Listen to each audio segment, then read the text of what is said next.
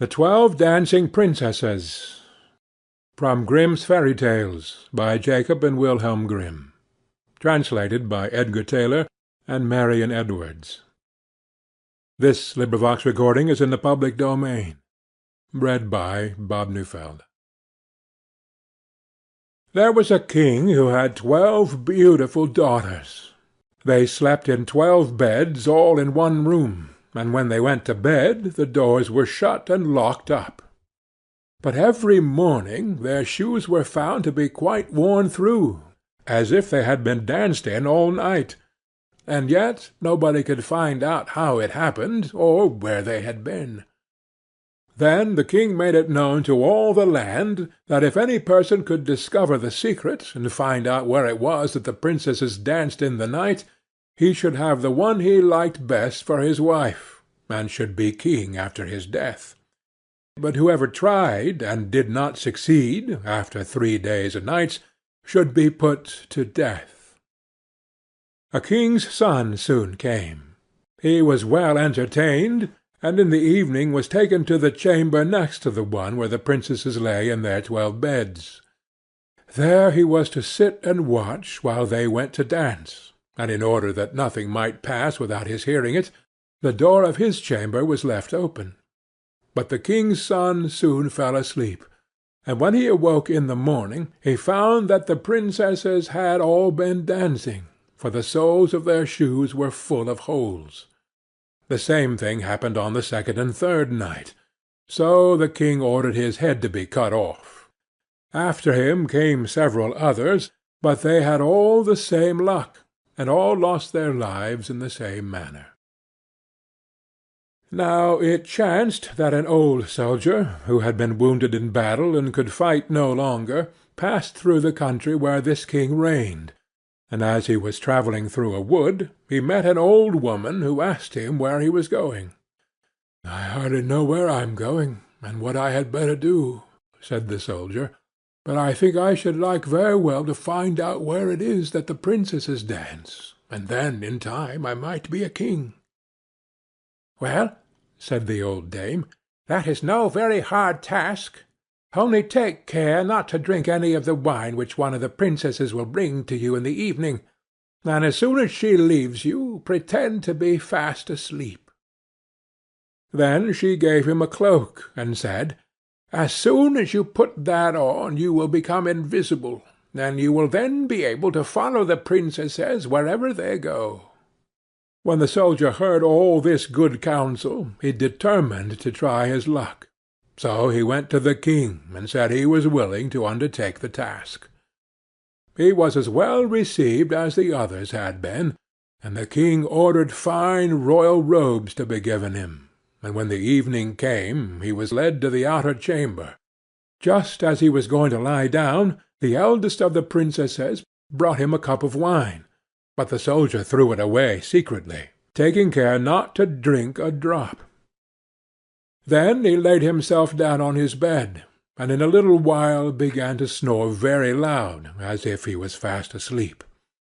When the 12 princesses heard this, they laughed heartily, and the eldest said, "This fellow too might have done a wiser thing than lose his life in this way."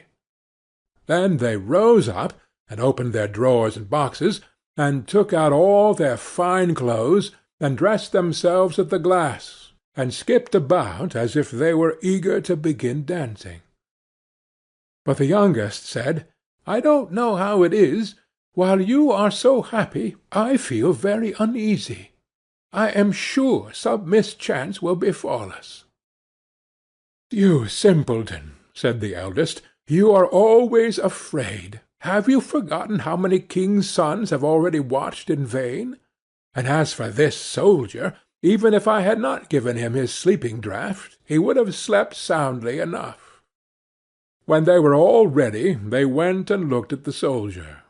But he snored on, and did not stir hand or foot, so they thought they were quite safe, and the eldest went up to her own bed, and clapped her hands, and the bed sank into the floor, and a trap-door flew open. The soldier saw them going down through the trap-door one after another, the eldest leading the way.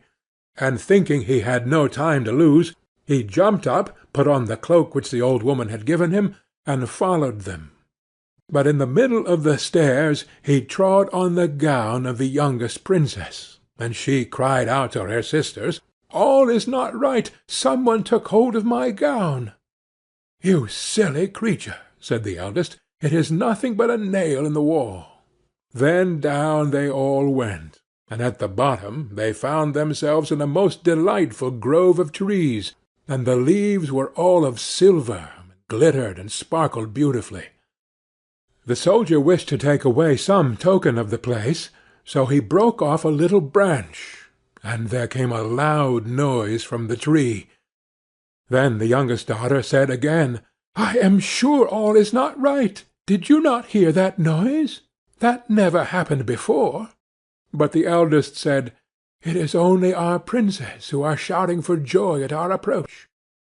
Then they came to another grove of trees, where all the leaves were gold, and afterwards to a third, where the leaves were all glittering diamonds. And the soldier broke a branch from each, and every time there was a loud noise, which made the youngest sister tremble with fear. But the eldest still said it was only the princes who were crying for joy.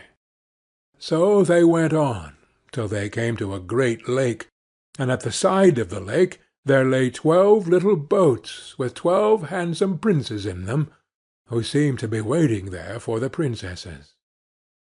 One of the princesses went into each boat, and the soldier stepped into the same boat with the youngest. As they were rowing over the lake, the prince who was in the boat with the youngest princess and the soldier said, "I do not know why it is, but though I am rowing with all my might, we do not get on so fast as usual, and I am quite tired. The boat seems very heavy to-day." "It is only the heat of the weather," said the princess. "I feel it very warm too." On the other side of the lake stood a fine illuminated castle, from which came the merry music of horns and trumpets. There they all landed, and went into the castle, and each prince danced with his princess, and the soldier, who was all the time invisible, danced with them too, and when any of the princesses had a cup of wine set by her, he drank it all up, so that when she put her cup to her mouth it was empty. At this too the youngest sister was terribly frightened, but the eldest always silenced her. They danced on till 3 o'clock in the morning, and then all their shoes were worn out, so that they were obliged to leave off. The princess rowed them back again over the lake, but this time the soldier placed himself in the boat with the eldest princess, and on the opposite shore they took leave of each other, the princesses promising to come again the next night. When they came to the stairs, the soldier ran on before the princesses, and laid himself down, and as the 12 sisters slowly came up very much tired, they heard him snoring in his bed. So they said, "Now all is quite safe." Then they undressed themselves, put away their fine clothes, pulled off their shoes, and went to bed. In the morning the soldier said nothing about what had happened, but determined to see more of this strange adventure, and went again the second and third night, and everything happened just as before. The princesses danced each time till their shoes were worn to pieces, and then returned home. However, on the third night the soldier carried away one of the golden cups as a token of where he had been.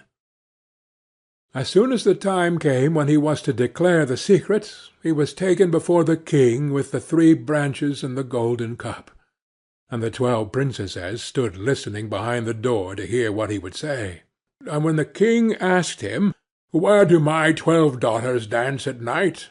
he answered, "With 12 princes in a castle underground." And then he told the king all that had happened, and showed him the 3 branches and the golden cup which he had brought with him. Then the king called for the princesses, and asked them whether what the soldier said was true, and when they saw that they were discovered, and that it was of no use to deny what had happened, they confessed it all. And the king asked the soldier which of them he would choose for his wife, and he answered, "I am not very young, so I will have the eldest." And they were married that very day, and the soldier was chosen to be the king's heir. End of the 12 Dancing Princesses.